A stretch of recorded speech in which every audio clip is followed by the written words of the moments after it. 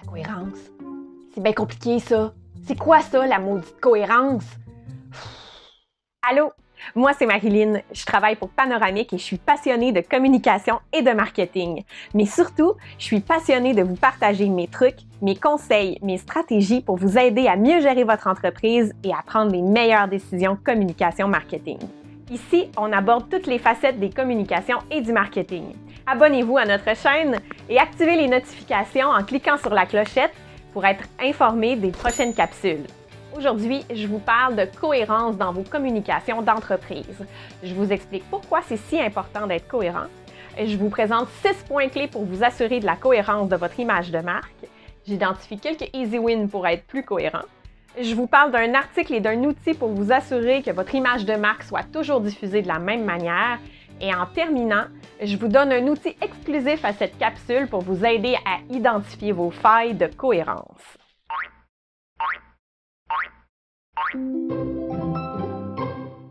Avant de commencer, je vous invite à répondre à la question suivante en commentaire. Vous, pensez-vous être cohérent et constant dans vos communications d'entreprise? Et si oui, comment le faites-vous?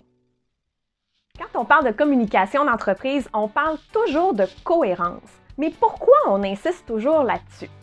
Toutes les facettes de votre communication d'entreprise se rejoignent en un seul point, dans la stratégie de communication globale de votre entreprise. La stratégie, en fait, ça sert de guide pour déterminer un code de conduite, une vision globale de la communication de votre entreprise. C'est elle qui va guider chacun des acteurs internes dans leur discours par rapport à votre entreprise. Elle est toujours élaborée en fonction de votre mission, de votre vision et de vos valeurs d'entreprise. Donc, elle va déterminer le ton et ça va teinter tous les moyens de communication de votre entreprise. Donc, finalement, la stratégie d'entreprise, c'est un peu une assise. Et plus cette assise-là, elle va être solide, plus vous allez bâtir une image de marque forte. Donc, gardez en tête que la cohérence, c'est dans le fond égal à la confiance. Et la confiance, c'est la clé de fidéliser votre communauté et votre clientèle. Donc, c'est pour ça qu'on insiste autant sur la cohérence de la communication et la constance. Bon, Marilyn, c'est bien beau ça, être cohérent, là, mais comment on fait ça concrètement? Je vous aide en vous donnant des piliers de la cohérence de marque. J'ai identifié 6 points clés qui peuvent vous permettre de bâtir des assises solides dans vos communications. Des fois, ces piliers-là vont peut-être vous paraître un petit peu superficiels, mais comme on dit, le diable est dans les détails. Et en focusant sur ces détails-là, c'est ce qui va vous permettre de faire toute la différence pour vous aider à bâtir une image de marque forte, constante et cohérente. Le premier pilier, c'est les polices de caractère. Je vous invite fortement à identifier des polices claires pour utiliser dans toutes vos communications écrites. Par exemple, on va déterminer une police pour tous vos documents écrits. On va déterminer une police spéciale pour votre infolette. On va déterminer aussi une police peut-être pour des titres versus des paragraphes. Choisissez des polices qui sont distinctives. Oubliez les Times New Roman de ce monde et toutes ces polices-là qui sont surutilisées. Allez choisir quelque chose qui a un caractère et qui vous permet de vous distinguer de votre concurrence. Le deuxième pilier, c'est votre univers symbolique. Avoir vos propres designs, vos icônes, vos textures, ça va donner du caractère spécifique à votre image de marque puis ça va consolider votre cohérence. Généralement, à cette étape-ci, un designer graphique est essentiel. Assurez-vous qu'il vous fournisse le matériel pour que vous puissiez l'utiliser ailleurs sur vos autres outils ou que vous puissiez le transmettre à un autre graphiste ou à d'autres membres de votre équipe comme votre gestionnaire des médias sociaux. Je sais, il y a quand même beaucoup d'entreprises en démarrage qui négligent cet aspect en voulant économiser. Il y a beaucoup de sites en ligne qui vous permettent d'avoir des logos à peu de frais. Je vous mets en garde devant ces sites-là. Parce que n'oubliez pas que votre univers symbolique, c'est ce qui donne du caractère à votre marque. C'est ce qui vous donne une personnalité. C'est un peu comme votre garde-robe. Négliger cet aspect-là, c'est comme un peu négliger votre apparence pour une première date ou pour le premier souper avec vos beaux-parents. Avouez qu'on n'a pas envie de partir sur des mauvaises bases dans ces circonstances-là. Le troisième aspect, c'est les couleurs. Seules celles qui définissent votre marque devraient se retrouver dans vos outils de communication et être utilisées pour la conception de vos visuels. Donc, c'est elles qu'on devrait retrouver sur votre site web, sur vos dépliants, sur votre carte d'affaires, sur tous vos outils de communication. Le quatrième pilier, c'est votre proposition de valeur. Vos avantages distinctifs devraient être exprimés dans des termes constants à travers tous vos canaux de communication. Si on met par exemple que vous vendez des crayons de couleur et que votre avantage distinctif, c'est ses propriétés exceptionnelles pour avoir des couleurs éclatantes, bien, c'est ce message-là qu'on doit véhiculer sur tous les outils. Allez pas parler de la mousse mémoire qui permet de bien tenir le crayon pour faire des plus beaux dessins. C'est pas ça votre avantage distinctif. D'ailleurs, à ce sujet-là, je vous invite à lire nos articles sur la différenciation et à écouter la capsule sur le même sujet. Vous allez pouvoir amorcer une réflexion sur votre différenciation. Pour vous aider, je vais mettre le lien dans la description de la capsule. Le cinquième aspect, c'est le ton.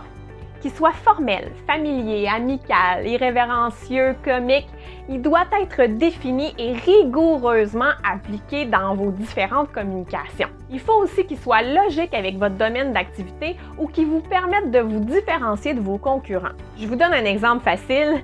Une firme comptable serait très mal vue d'avoir un ton comique quand il est temps de parler d'impôts. Par contre, une compagnie de biscuits peut très facilement utiliser l'humour pour se différencier. Avant de choisir un ton très assumé qui vous demande beaucoup de créativité et d'audace, pourquoi vous ne commencez pas par la base? Par exemple, déterminez si simplement vous allez tutoyer ou vous voyez vos cibles. C'est facile à appliquer et puis tout le monde est capable de s'en souvenir. Le sixième et dernier pilier, c'est vos messages. Assurez-vous que vos messages soient cohérents d'une plateforme à l'autre et d'une personne à l'autre. Je vous invite à aller voir notre article sur les messages clés et à écouter ma dernière capsule sur les médias sociaux où je vous parle de cohérence entre les plateformes.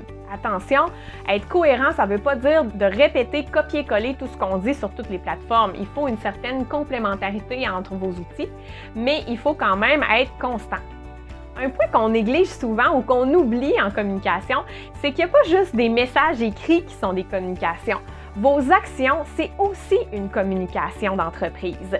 Donc, essayez d'être cohérent avec ce que vous dites et ce que vous faites. Par exemple, si vous prônez l'entraide et le travail d'équipe dans vos services conseils, allez pas soutenir une cause qui prône l'individualisme. Choisissez plutôt une activité team building qui implique vos employés dans une collecte de fonds, par exemple. Parlons de votre blog. S'il y a plusieurs personnes qui contribuent à vos articles, assurez-vous donc qu'ils aient la même vision sur les sujets abordés et surtout qu'ils ne se contredisent pas l'un l'autre. Après tout, c'est votre réputation d'expert qui est en jeu. Les médias sociaux. Attention, il y a danger de débordement ici. Sur vos plateformes de médias sociaux, assurez-vous de garder un cadre de diffusion clair, surtout si vous êtes plusieurs personnes à contribuer à des publications sur vos différentes plateformes. Pour vous aider, je vous invite à utiliser notre guide sur les médias sociaux pour identifier des thèmes qui vous serviront de guide. Maintenant que vous savez les 6 piliers de la cohérence pour votre image et vos communications, appliquez uniformément ces règles de cohérence à chacun des points de contact avec vos clients et vos employés. Ça va vous assurer d'une cohérence exemplaire. Bon, je le sais, c'est pas facile, mais c'est ça la clé. Alors, mettez en place des outils pour vous aider. La cohérence, c'est pas une raison pour se faire mal. En début de capsule, je vous ai dit que je vous identifierais quelques easy wins. Le premier point, là, c'est impliquer vos employés. Vous ne pouvez pas être le chien de garde de votre cohérence à vous seul. Enlevez un peu de poids sur vos épaules et communiquez ces règles-là à tout le monde. Plus les gens vont être au courant, plus vous allez vous entraider à être constant. Un autre easy win, c'est d'appliquer des règles de présentation claires. À ce sujet, je vous invite à lire mon article sur la cohérence de l'image de marque et de télécharger le tableau à remplir pour une meilleure utilisation de votre logo. Avec ce tableau-là, vous vous assurez que votre logo et votre image soient toujours utilisés de la même manière, peu importe qui a à l'utiliser. En terminant, je vous donne un outil exclusif à cette capsule pour vous aider à identifier vos failles de cohérence. En vous inscrivant à notre bibliothèque d'outils gratuits, vous aurez accès à tous les outils dont j'ai parlé un peu plus tôt dans la capsule. Et vous aurez aussi accès à un outil directement en lien avec les 6 piliers dont je viens de parler. Cet outil vous permettra de passer en revue les différentes facettes de vos communications et d'identifier ce que vous pourriez améliorer. En terminant, la meilleure chose que vous pouvez faire pour nous aider, c'est de cliquer sur le pouce en l'air pour nous dire que vous avez aimé notre vidéo. Aussi, si vous voulez nous suggérer d'autres idées pour nos prochaines capsules, je vous invite à les écrire en commentaire. Merci, à bientôt! C'est l'heure d'aller utiliser nos outils pour être cohérents. Allez, vite, vite, vite! Oust, au devoir! Bye bye!